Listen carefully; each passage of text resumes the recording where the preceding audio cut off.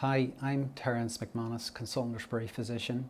I'm going to explain today about management of patients that have a condition called pulmonary fibrosis within the Western Trust. Often these patients will have a CT scan to assess their lungs and also have pulmonary function testing. So we have a team of specialists called respiratory physiologists that do this testing. They're then assessed by a consultant such as myself or one of my colleagues in clinic in order to determine their diagnosis.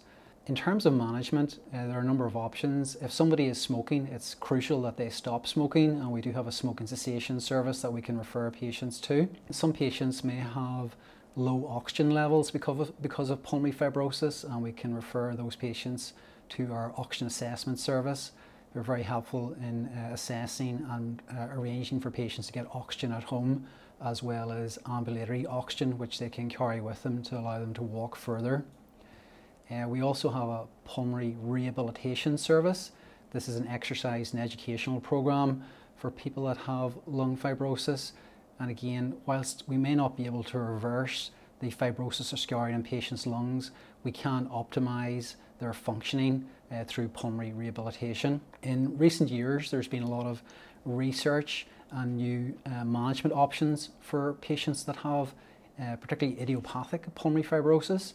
And there are new drugs including nintedanib and pirfenidone. They don't reverse the fibrosis, but they do significantly slow further fibrosis. So these are excellent treatments for this condition. In some cases, patients that have more severe disease, they may be suitable for consideration of lung transplantation, and we have close links with the lung transplant team in Newcastle as well. Unfortunately, some patients go on to have very severe pulmonary fibrosis, and in those cases it's important that we try and optimize patient symptom control, and we do have a specialist team called the palliative care team that can help us with that as well. So overall, there has been a lot of developments, new treatments, and there's a lot of new research in this area. There are some very positive outcomes for people that do have pulmonary fibrosis.